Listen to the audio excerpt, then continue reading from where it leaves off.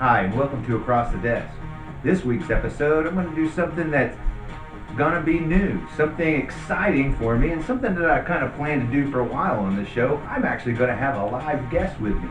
So we pushed the camera back a little bit so you can see a little more of the YouTube studio, and we can get the proprietor of Greenbud Wellness here today. His name is Jeff Williams, and we're going to talk about how the medical marijuana industry has gone along the last year and a half, and some of the new legislation that's come out that's either going to hurt or help this new medical marijuana industry we have here in Oklahoma.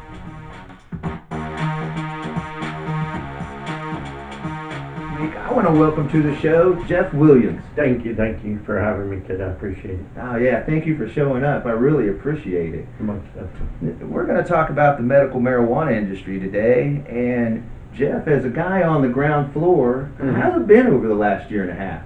It's been an up and down battle. It's always quite the wild ride, but fighting street, marijuana coming in, fighting any sort of cannabis laws, new measures, new bills. It's always something you have to stay on top of. You're working full-time job, running a business, and having to stay up on top of all the legislation is crazy. 80 to 100 hours a week. So it's been pretty wild first year and a half. Yeah. So far, regulations have just been put into place, and it's really a no man's land out there right now. Yeah, it is still wild, wild west.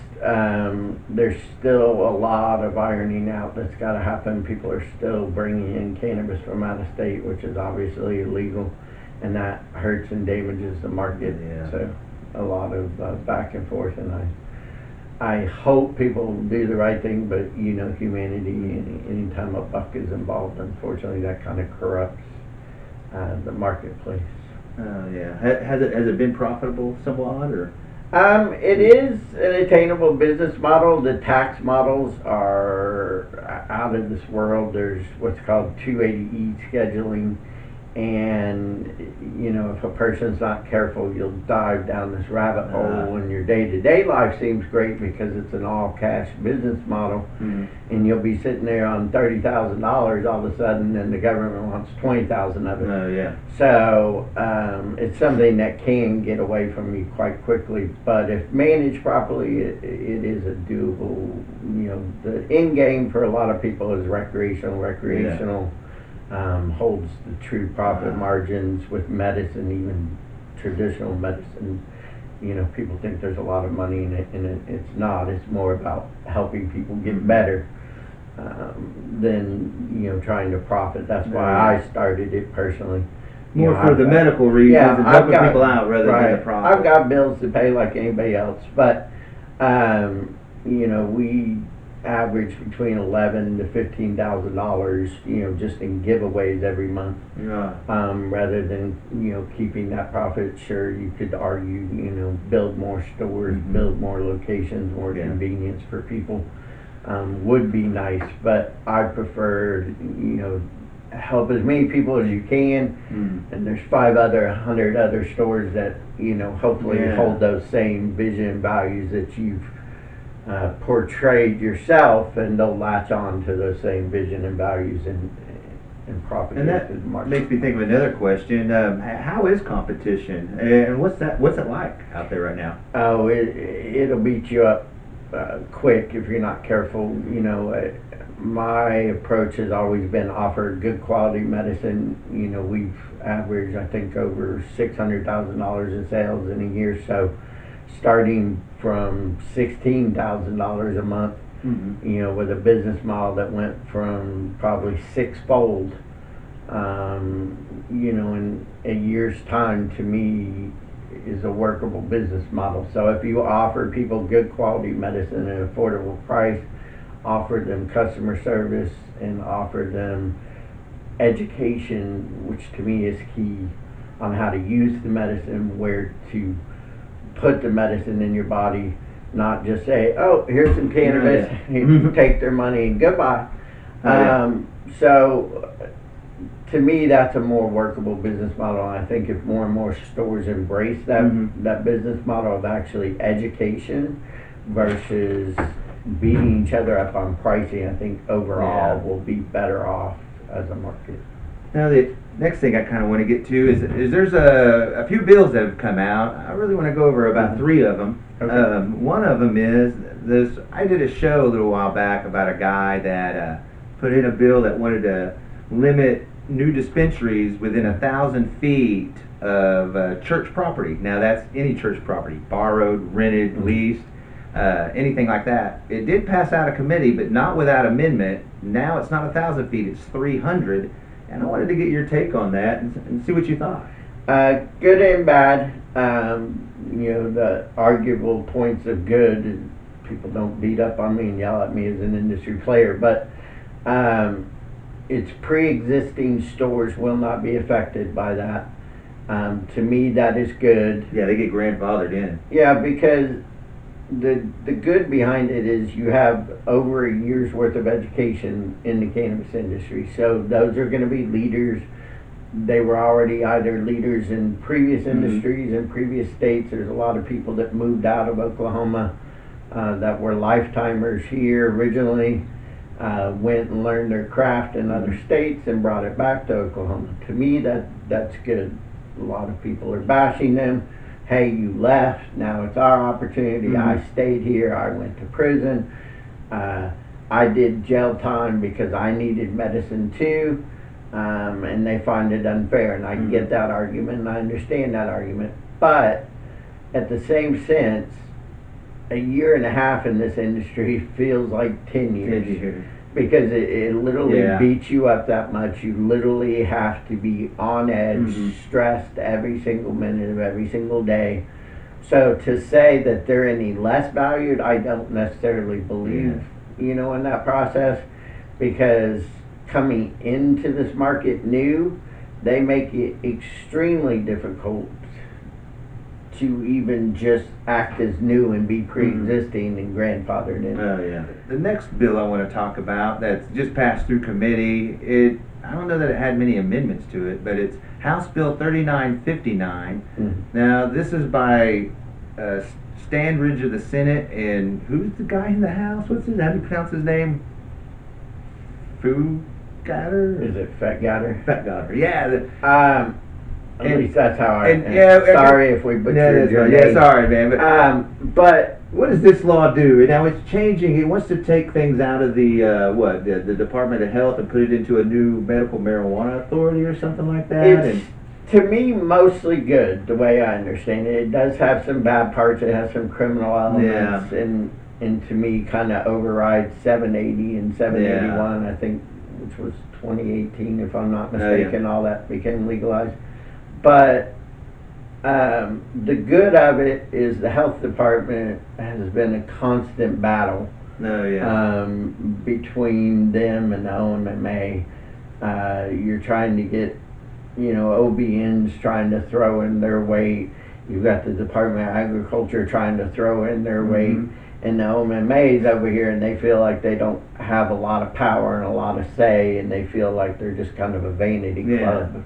Which kind of they are, the lawmakers are pulling their strings constantly. And what I get out of this is, I guess the director of it will be appointed by the governor, and then the Senate Pro Tem gets to pick some people out of the medical marijuana industry to be on the board, and they serve at their pleasure. They can be let go at any time.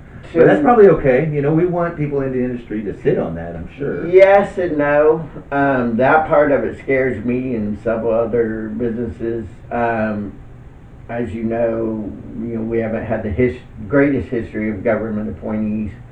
Yeah. So my fear is promoting larger corporations to where I think there needs to be smaller mom and pops on that board. And I'm not even necessarily saying in certain circles, but in the middle circles, those who have thrived and have survived. Yeah, and that brings up a question.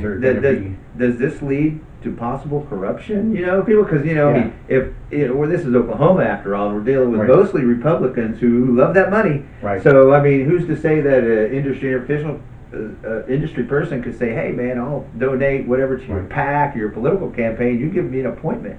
That's the scary portion That's of the it, scary part. and it is happening already in Colorado and California and larger markets that are already proven.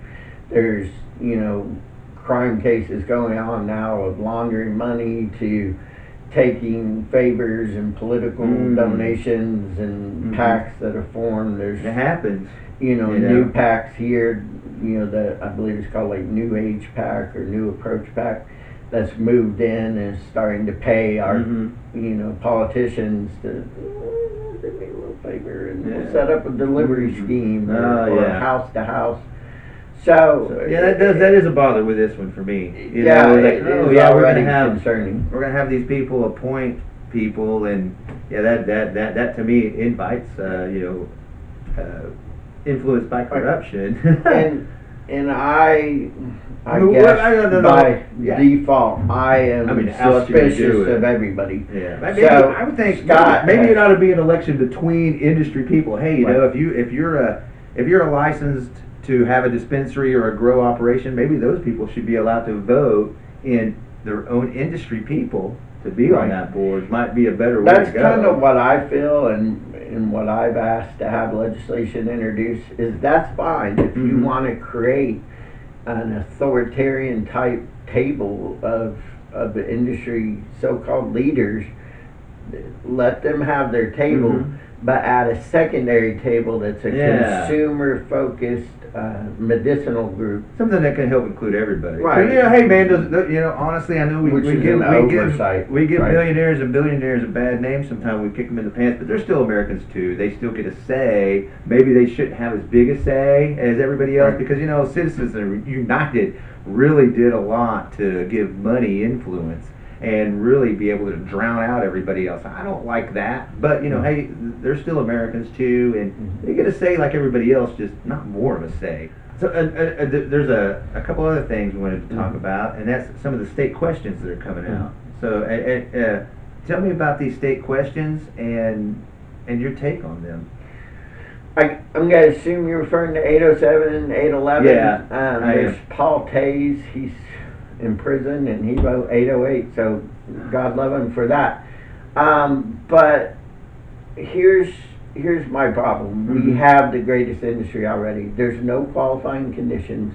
There's no running to your house to check to make sure you're doing everything legally that you're supposed to be doing, growing the number of plants that you're supposed to be growing, keeping the amount of marijuana in your house, cannabis in your house that you're allowed to have, controlling the number of edibles. So nobody's there looking over your shoulders. It may feel like they're looking over your shoulders, but they're not. Yeah. So in essence, to me, with the exception of having a 2-year or even the new 90-day temporary cards, nobody's really watching that. There's a fear that people, and that's a huge driving factor in politics. Yeah, it is. Fear motivates people, exactly. Especially certain types of people. It's going on with elections right now. You either got fear or you have hope, and those are the things that motivate people. And it depends on which ones you want to go with.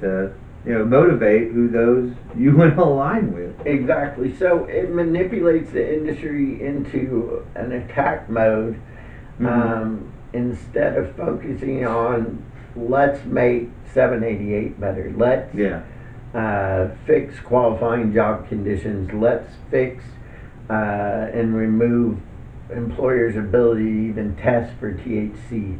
Let's protect school students and allow them to take their medicines, it's way better than Adderall type medicines. That damages kidneys and livers in the long run. Makes you forget whole days. In cases these kids are on stuff that they just, it's adult drugs that they can't handle, and it's like, they're just exactly. It tears up their bodies quicker. 20 years from now, who knows what the effects and damages. So there's so many different programs that we could focus on with 788. It's frustrating to see somebody, they just want money. I mean, there's millions and millions of dollars involved in these state questions that are coming out. It took less than I forget the exact figure, but it was less than $12,000 the original 788 people yeah. had.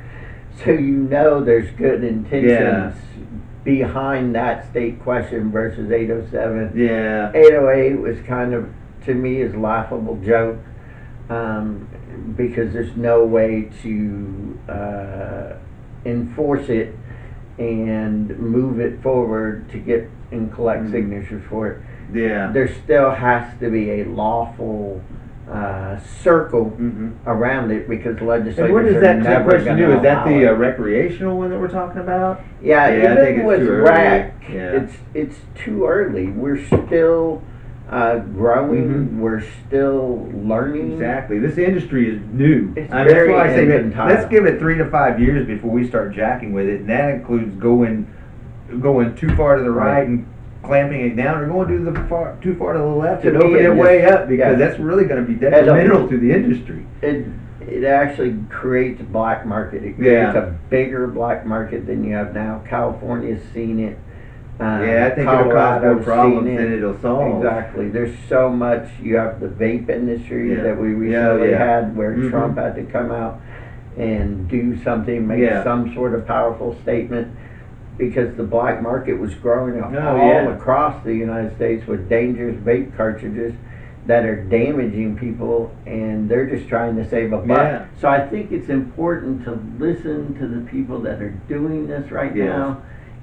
If they have potential to make millions, and yet they're willing to live off of scraps, let's listen to them. Yeah, like you. Yeah. You're right there. Yeah. That's why I have him on the show, because I really want to listen to somebody who's in the industry and doing something, and I wanted to share it with you guys. And that's about all we got for this week. But man, Jeff, I want to thank you so much for coming on the show. You're my first guest. He's my first guest for this show, which is something I've been dreaming of since I started this. I can't wait to have somebody across from me. So thank you for coming in and christening my show with a live guest across the desk from me, right here, Jeff Williams. Thank you very much. It's been a great interview. I really appreciate you coming and being on the show this week. Thank you. Jeff Williams, everybody.